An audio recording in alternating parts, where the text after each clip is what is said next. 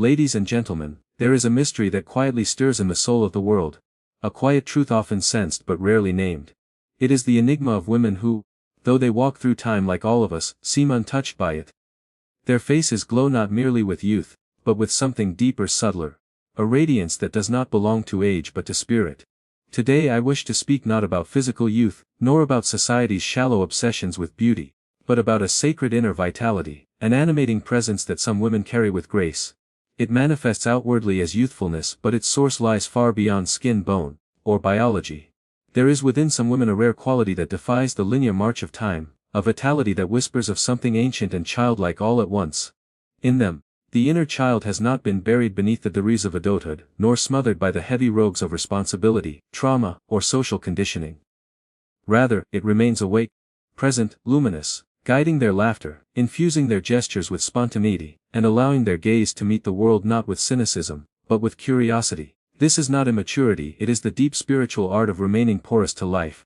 Most people lose this openness early. The child within is quieted by expectations, by correction, by the slow erosion of mystery. She is told to grow up, to be serious, to become useful in a world that measures worth in output and predictability. And so, little by little, she retreats into the unconscious, taking with her the sparkle in the eyes, the freedom in the body, and the wildness in the soul. What remains on the surface is often efficient, acceptable, even admired, but it is no longer free. Time then settles heavily upon such individuals, because they are moving against the grain of their own essence. But in those rare women who appear to age differently, something else has taken place. They have not merely preserved their youthful features. They have kept alive the animating spirit beneath them. The child within them was never silenced completely, or if she was, she has been gently retrieved, welcomed home, and given space once again to dance. This child is the source of their vitality.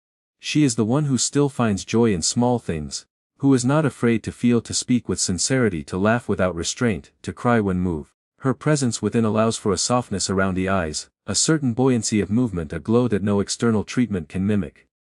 This quality is not superficial. It is spiritual. For the child archetype, when integrated rather than suppressed, brings with her the gifts of intuition, play, resilience, and renewal. She knows how to suffer and still love, how to stumble and still sing. And the woman who has befriended her has access to this eternal fountain. Such a woman may have endured much, betrayals, losses, aging, disillusionment, but she has not allowed these things to calcify her spirit. Instead, she has metabolized them, allowing the grief to deepen her joy, the pain to refine her compassion, the aging to shape her grace. In her, the child and the wise woman coexist. There is also a particular creativity that moves through these women. Not always artistic in the conventional sense, but creative in the way they approach life. They see possibilities where others see problems. They are not afraid of beginnings. They try new things, make mistakes, change directions. There is an elasticity in their psyche that allows them to adapt, to evolve, to remain engaged with the ever-shifting world around them. This, too, is the child's gift, the refusal to become rigid, the insistence on learning, the inherent understanding that life is a process and not a destination. And this process is sacred. To remain in dialogue with one's inner child is to remain in dialogue with the divine. For the child is closer to the original source, still in touch with wonder, unburdened by the armor of identity. When she is welcomed into the adult self, not as a regression but as a conscious companion, something luminous begins to emerge. The woman who lives in such integration carries within her the memory of innocence, not as ignorance but as wisdom regained. Her beauty is not arrested development, but a radiant coherence between her soul's past and present, a continuity of being that cannot be undone by time. Others may look at her and wonder at her youthfulness, try to decipher her secrets in terms of diet, genetics, or skincare. But these explanations fall short. For what they are truly witnessing is not the absence of age, but the presence of spirit, not the denial of time, but the deep acceptance of all that life brings, filtered through the eyes of one who never stopped seeing with the heart of a child. There is a hidden architecture within every human psyche, a shadowland where forgotten emotions, suppressed truths, and unlived lives reside. Most pass through life avoiding that place, terrified of what they might find if they looked too deeply, choosing instead the safety of surface. But some women, those who carry an ageless quality, have dared to descend into this interior underworld. They have turned inward not out of indulgence but necessity, compelled by the soul's quiet demand for wholeness. These women do not wear masks made of smiles and certainty. They do not spend their lives propping up false identities or chasing external validation. They had encountered the darker mirrors within, and instead of fleeing, they have chosen to stand still and listen. In doing so they discover that the shadow is not their enemy. It is not evil or shameful. It is merely unlove. It contains the emotions they were taught to reject, the desires they were told to suppress, the parts of themselves they buried to belong. And when a woman retrieves those pieces and holds them with compassion rather than judgment, something extraordinary begins to happen. Her face softens, her body loosens, her energy stabilizes. She becomes less fragmented, more whole. There is a glow that comes not from avoiding darkness, but from having walked through with open eyes. It is not the glow of ease but of integration. Such a woman does not project her wounds onto others. She does not live in reaction or blame. She does not need to prove or protect her worth through constant doing. Her inner world is no longer a battleground. It has become a sanctuary where light and shadow coexist, where pain is not denied but transmuted, where rage is not feared but understood. And in this inner reconciliation, time seems to loosen its grip on her. Her youthfulness is not the result of denying reality. It is the consequence of living deeply within it, facing it, and transforming it. There is a spiritual rhythm to this work, a kind of alchemical process. Each wound face becomes a doorway. Each emotion felt fully becomes a passage to something deeper. And the woman who walks this path gradually discovers that beneath all the masks, beneath the roles of mother, daughter, lover, worker, there is a constant, unshakable core. This core is not concerned with age or appearance, with success or failure. It is eternal. It is the self, whole and indivisible, waiting patiently to be remembered. The more she lives from this self, the less wear and tear she accumulates from the world's illusions.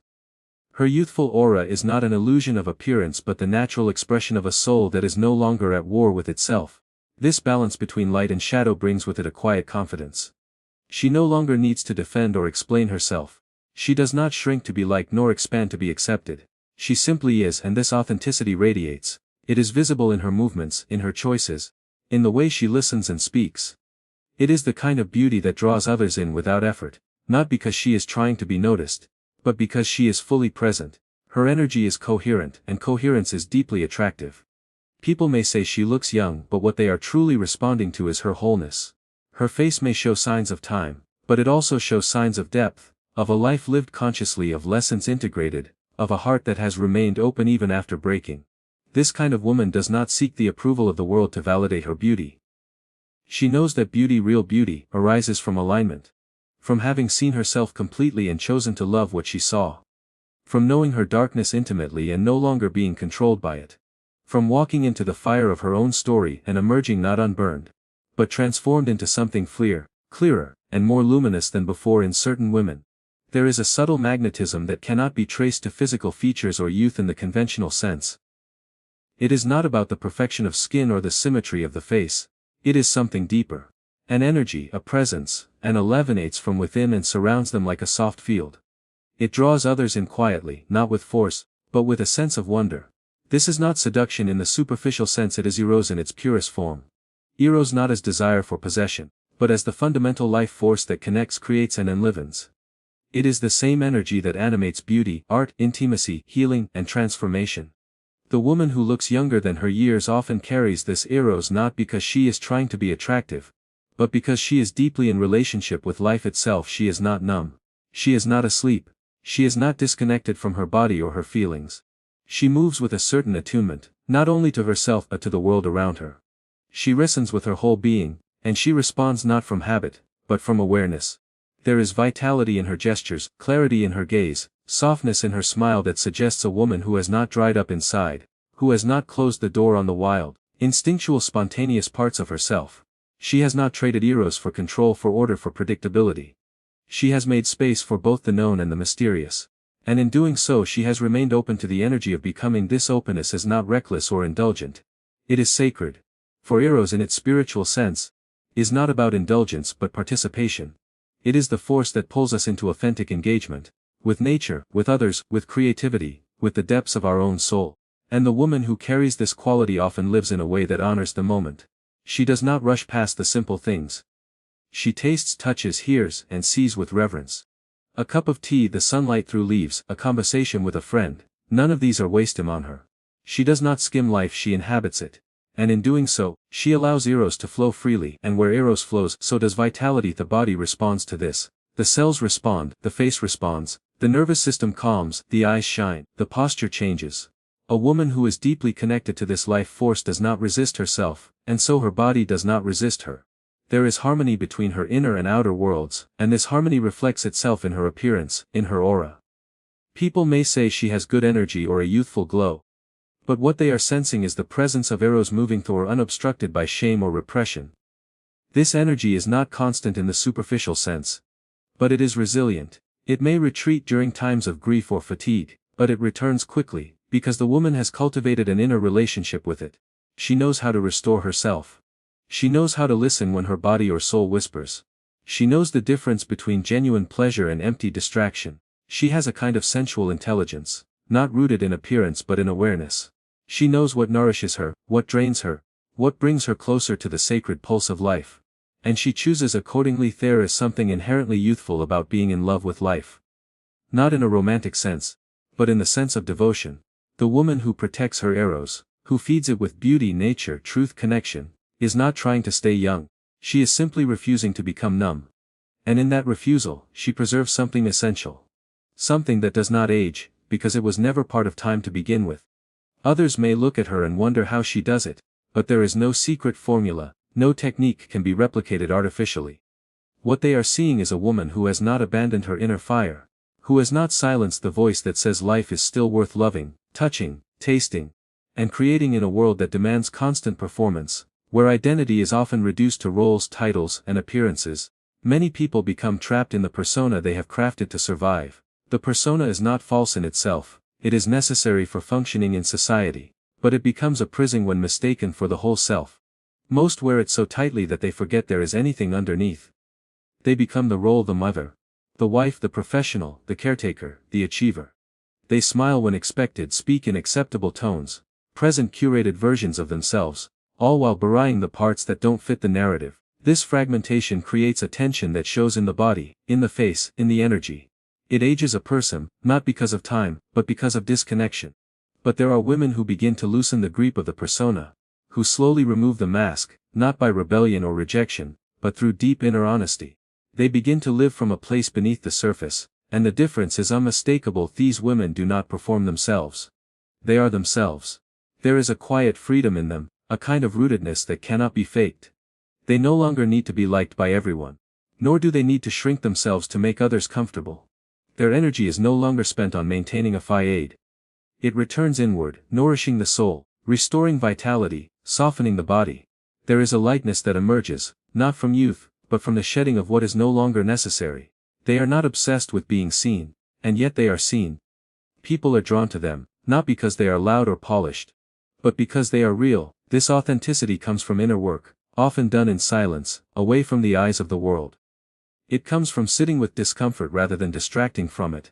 From questioning inherited beliefs. From noticing when the voice they are using is not their own. It is not a glamorous process. It is messy, humbling and slow. But through it the woman begins to reclaim herself. She remembers who she was before she was told who to be. She recognizes the patterns that no longer serve her and gently lets them go. This act of shedding brings clarity. And clarity is beautiful in a way that time cannot tarnish. Without the need to impress or protect, she begins to live in alignment with her values, her rhythms, her truth. Her choices become more intentional. Her movements become more graceful, not in form but in authenticity. She stops over-explaining herself, stops apologizing for existing, stops pretending to be fine when she is not. This congruence between inner and outer creates a sense of coherence that others feel immediately. The body, once tense with self-monitoring, begins to soften. The face, once fixed in habitual expressions, begins to reflect genuine emotion. The voice becomes warmer, steadier, more resonant. The eyes no longer scan the room for approval, they become a gateway to presence itself. What is striking about such a woman is not that she defies age, but that she has entered a different relationship with herself. She no longer defines her worth by how closely she aligns with external standards. She has unhooked herself from comparison, from competition, from the need to control others' perceptions. And in that unhooking, a different kind of beauty emerges. One that is deeply personal and quietly radiant. It is not found in the mirror, but in the way she walks into a room. In the way she holds space for others, in the way she listens without agenda. In the way she chooses silence over small talk when silence is true. Her presence becomes a mirror for others to see themselves more clearly. Not because she is trying to teach or guide, but because she is fully herself. And that fullness invites others to question where they may still be living through masks. Her life becomes a quiet act of permission, not to abandon responsibilities or relationships, but to stop abandoning oneself in the name of them. And in this return to the self, something sacred unfolds, something untouchable by time, untouched by the expectations of the world. Something ancient and alive that had been waiting. There are women who carry within them a certain stillness that cannot be explained by personality or experience alone. It is a quality that goes unnoticed by the hurried observer. But to those who are paying attention it is unmistakable. It is the kind of stillness that speaks louder than words, that calms the space around them, that makes time seem to slow when they enter a room. This stillness is not the absence of movement, but the presence of something deeper. A connection to spirit that is not worn on the outside, not named or announced, but lived. These women are not necessarily religious. Though some may be. They may not follow any specific tradition or use spiritual language at all. Yet in the way they move through the world, it is clear that they are in touch with something sacred. Their lives are not dictated by trends or external noise. They are not pulled in every direction by the demands of modern life, because they have established a center within themselves. This center is not an idea or an identity. It is a lived experience, a knowing that runs beneath thought and feeling. It gives rise to discernment, patience, presence. These women are not racing towards some imagined future. They understand the value of now. And in their presence others often feel more present too. Not because they are trying to impress or lead, but because they are rooted, and rooting is contagious. This spiritual quality does not come quickly. It is cultivated over time. Often in solitude, often through silence, often through periods of great difficulty. It comes from listening to the subtle, from attending to dreams, from respecting intuition, from honoring seasons of rest and retreat. These women are not afraid to be alone, because they have befriended the inner world. They have sat with their pain, not rushed to escape it. They have allowed themselves to be emptied, not as a loss but as a necessary clearing. Through this emptying, something luminous has taken shape within them. Something that is not tied to what they do or how they appear, but simply who they are when all else is stripped away. They are not reactive. They do not meet chaos with chaos. They have made peace with the mystery of life. They know that not everything must be explained, not everything must be fixed. There is humility in them, not weakness, but the strength that comes from surrender. Not the passive surrender of resignation, but the active surrender of trust, the kind that recognizes that life has its own timing, its own wisdom, its own intelligence. This trust shows in their eyes, in their voice, in the calm way they navigate uncertainty. Others may ask how they remain so steady, and the answer cannot be given in words. Because it is not a technique. It is the fruit of a long inner journey, one that has taken them through loss, through confusion, through letting go of the false and returning to what is essential in them. The ego is no longer at the center. It is still present, still human. But it no longer drives the ship. There is space between stimulus and response. There is listening before speaking. There is reflection before reaction. This space is where their beauty lives, not in the absence of age but in the presence of wisdom. It softens their face, relaxes their body, infuses their energy with a kind of grace that cannot be imitated. They do not try to be young because they are in touch with the part of themselves that never ages. This part, the soul, does not care for mirrors or measurements. It cares only for truth, for depth, for connection. And when a woman lives from this place, she begins to glow, not with the glow of performance, but with the quiet luminosity of someone who is simply at peace with being alive. This peace becomes her beauty. It shows in the way she holds herself. In the way she gives without seeking attention. Others may notice her and not know why they are drawn to her. They may try to describe it as elegance, as charisma, as something unusual. But what they are sensing is spirit made visible, spirit made tangible.